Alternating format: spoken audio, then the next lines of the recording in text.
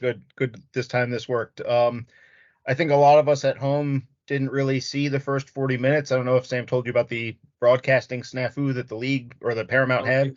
We were unbelievable. And we had about 95% possession, a lot of chances. Yeah.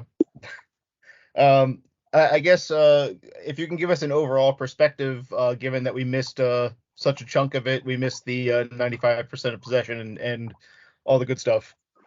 On a serious note, in the first half, I think we played with 10 players more than 11 because there was so much stoppages. We had so many players have small issues and have to come off, and just constantly trying to manage. Felt like I watched my first ice hockey game actually last week with my family, and I felt like we had people in the I don't know, it's called the sin bin or whatever it's called. But we constantly playing with 10 players, and at half time I felt like we'd saved some energy by playing with 11 in the second we had a chance. This is my perspective. We've just come back from a FIFA date with players all over the place.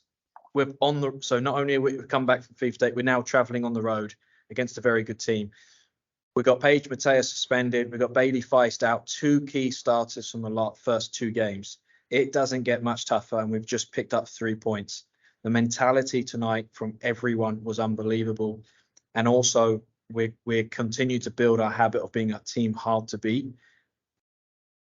Picking up points on the road under those conditions is special. And we know we got a lot of growth to do. It's going to take us 8 to 10 games to get to the point where we are true in who we want to be and we'll be stable. But to show a mentality like tonight and pick up points on the road against a good team on a big pitch, this is important. This is a mentality night, and I'm really, really proud of our group. You mentioned the players that were missing with Paige and Bailey. Can you tell us a little bit about how the players that stepped in for them, how they fared, not just the starters, but also obviously Chloe and Jordan came in late? Yeah, well, first of all, everyone did such key jobs. You know, we just said after the game, we had Amber Brooks' debut at left back as well late in the game. She came on, and we had to play her there because in case Carolyn was there, and Amber's a very good 1v1 defender, technical defender, and we needed to have that there.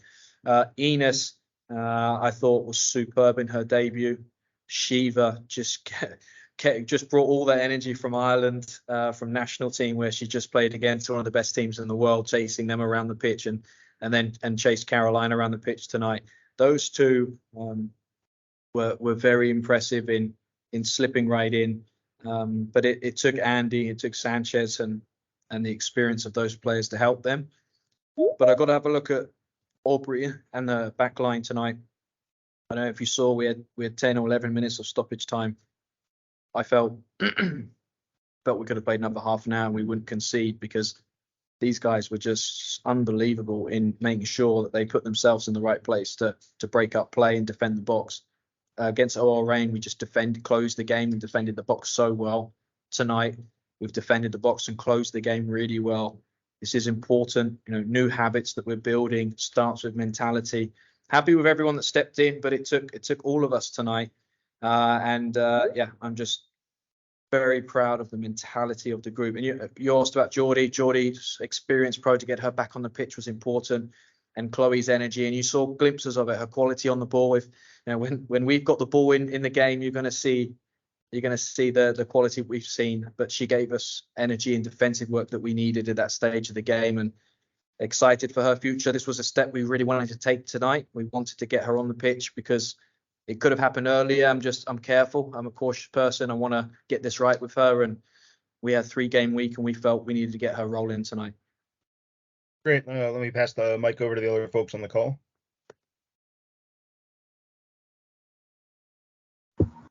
Hey, Mark, Dan Loletta. I was going to reverse last week's question when you gave up the lead and you were able to keep it tonight, but I think you mostly answered that. But specifically, how about Trinity Rodman and her ability / I guess desire to get back and defend? She made that one key late tackle. It seems like for a young player, she's pretty remarkable at her ability and willingness to play defense when needed.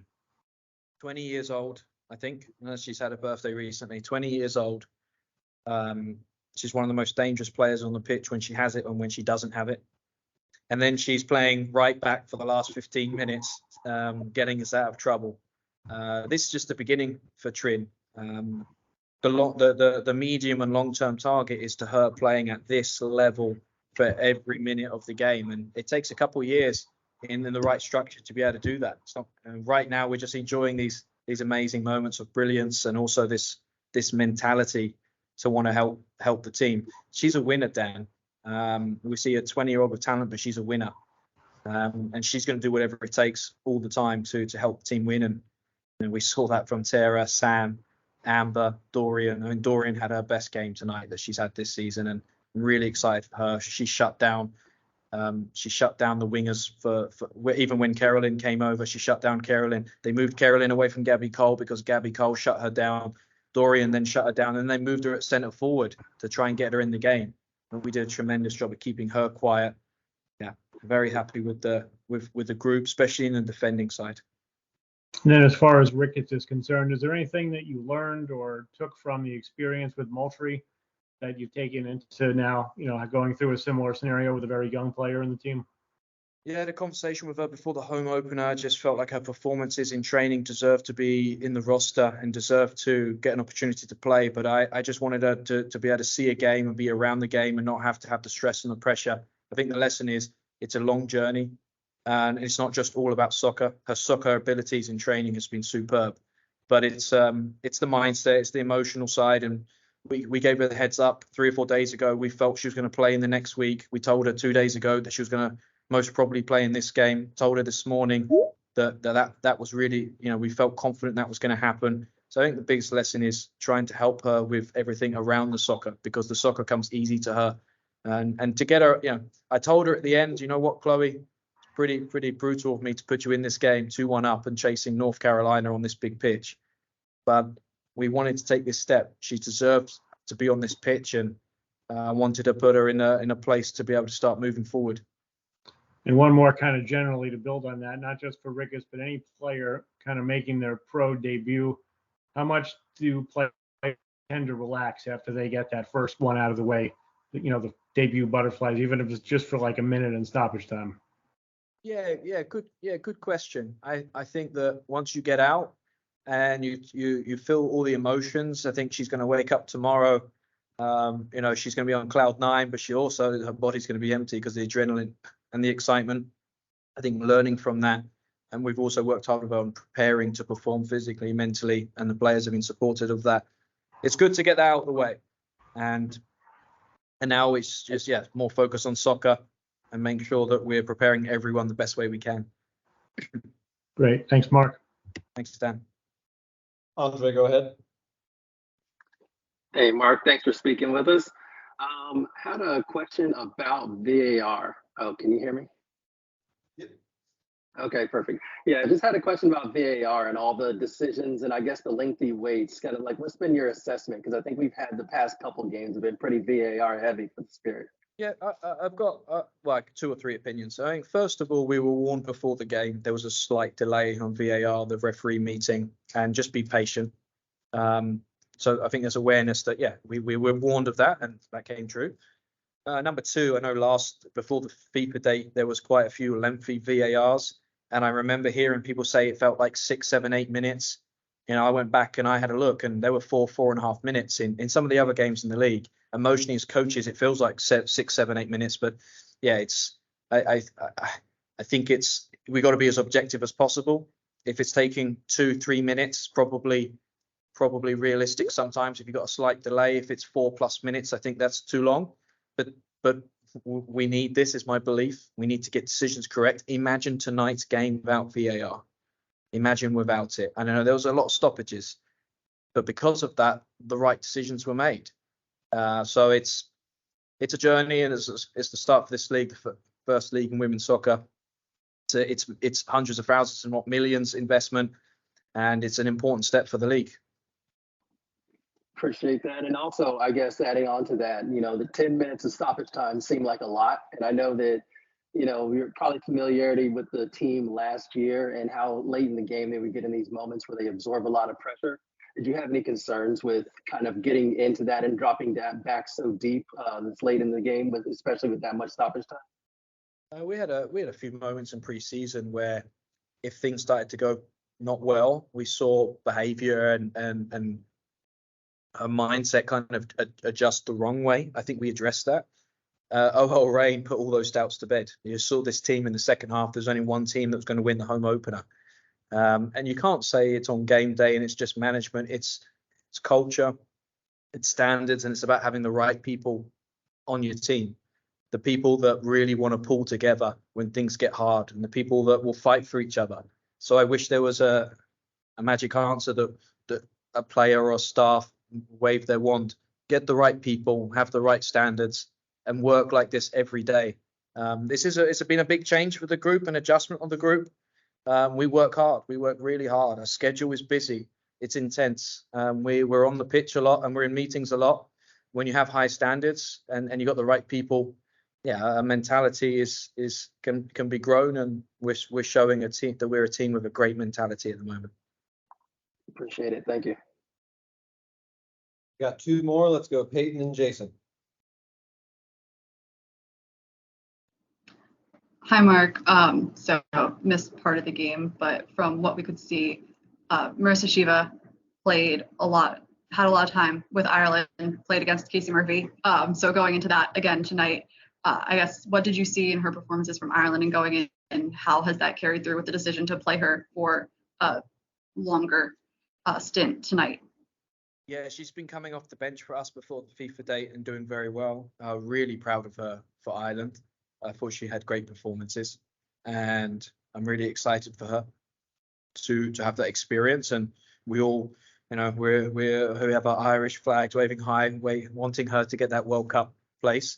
And with two midfielders out tonight, she got the start after coming off the bench. And yeah, we're happy with her. We're very happy with Enos, who jumped in the midfield and had a superb night.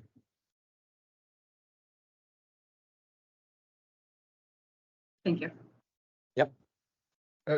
Mark, I wanted to check on the status of some players. I saw some reports from the stadium that Dorian was bleeding at some point. I believe Gabby came out, it looked like with a knock. It looked like Trinity was struggling at the end. Just to get the sort of house cleaning done, how are they and everyone else that might have been injured in the time that we did not see on the broadcast? Yeah, I think everyone got hurt at some point and came off at some point. It felt like that. No injuries right now. Not aware of any injuries. But there was a few people took knocks. Yeah, it's the last thing you want on a 3-game week. But feel good so far, and we felt Gabby was going to get to 60 minutes. It was around there where she had a small issue. Tara, actually we rested Tara last week against UVA because she had 2 games of big minutes. She got through 90 minutes again tonight. That was important. Yeah, no big issues that I'm aware of. Appreciate it. Thanks, Mark. Thank you, Coach. We will have Ashley Hatch and Tara McKeown up next.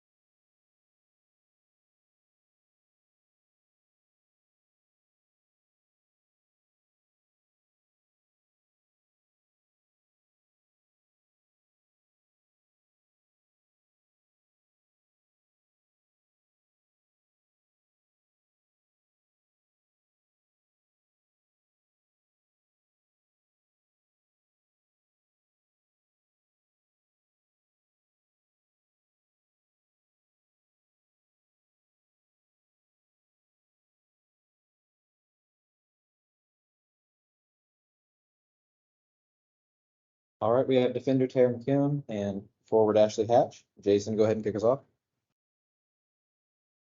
Thanks, Sam. How do you both? It's kind of tricky to ask. I don't know if anyone's told you, but the broadcast didn't work for about 40 minutes, so missed a lot of it. It seemed like a very intense end of the game. Lots of back to the wall defending. I guess from both ends of the field. I was wondering your perspectives on seeing the game out once you got that lead. I'll start. I feel like no matter what game in the NWSL, the end is going to be chaotic. So that was kind of expected going into this game. The first half was definitely more like a regular soccer game, keeping the ball, trying to exploit them in the wide spaces and get forward in the box. And it was not as chaotic as the last 20 minutes was. Actually, I wanted to ask, it seems like between the Courage and Orlando, I feel like you're kind of a guaranteed goal every single time. Um, what were you seeing as an attack in this game? I know the Courage have kind of maybe slowed the tempo down a little bit. I don't know if that changes the way you were able to find spaces against them tonight versus in the past. Yeah, I mean, our goal is to always just get the ball facing forward, get in behind the back line. I think when I got the PK, I saw Enos turn and face up, so I was ready, and then I think she passed it to Trin, and I was just ready. And that's where I want to be every single time, every single chance. So we didn't do it as much as I feel like we wanted to, but I'm just happy that I was there for the time that we did do it. Great. Thanks. I'll pass the mic over here. Peyton, go ahead. Hi, congrats on your win.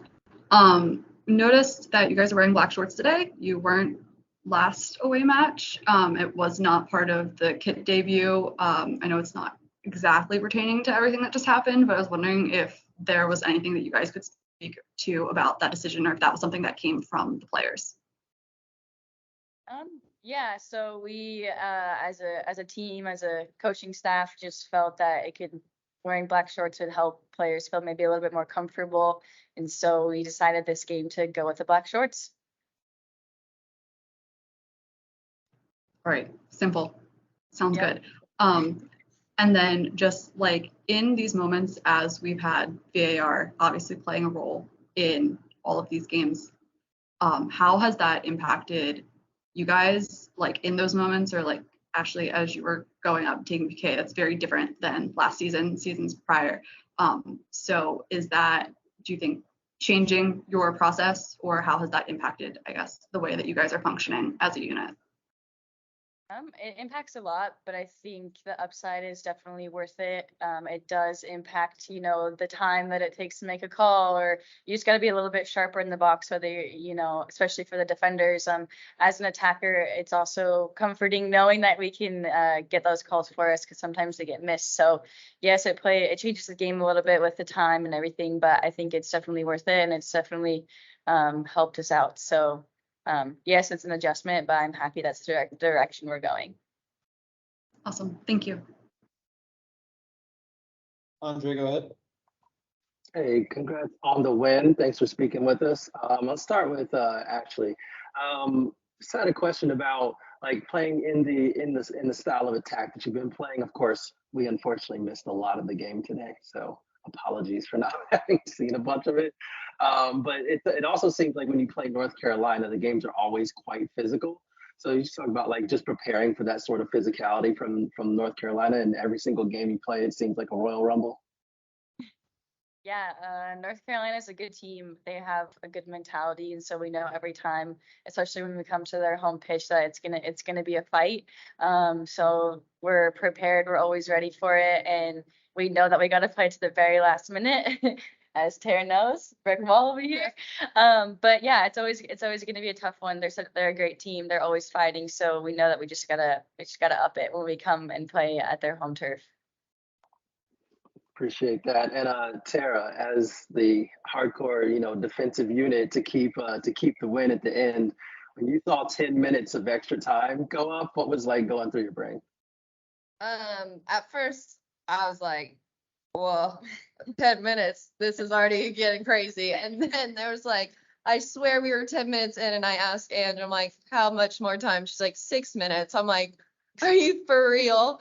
But I think our team mentality was just to bunker down and like do anything we could to get the win. So I'm happy that our team was able to come out with 3 points this game.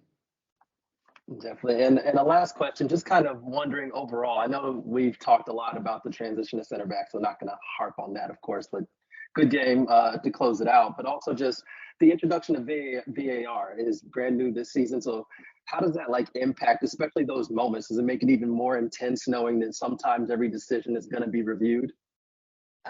Yeah, I think that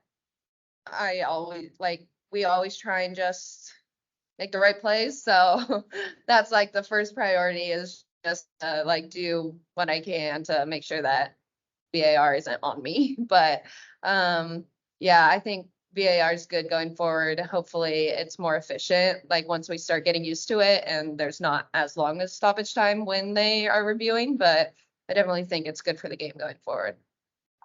Appreciate it. Thanks, and congrats on the win again. Thank you. And Jason, wrap us up.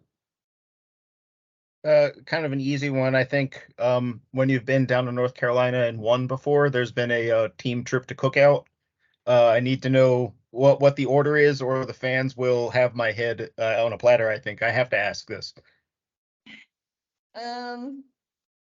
I feel like I kind of forget what I get. I think I usually just do It's a vanilla. game time decision. Yeah. I feel like cookies and cream is a really popular thing amongst everyone. So we actually haven't had any of those conversations yet, but I'm sure, you know, with the better be win, we'll be getting it. talking about it Yeah, I'm right keeping now. you from it. Yeah. Yeah. All right. Thanks. Oh, congratulations. Thank you. Thank you guys. Thank you, everybody. Thank you, Tara and Ashley, and we Thank will you. see you Wednesday night. Appreciate it. Thanks, Sam. Thanks, Sam. Safe trip back.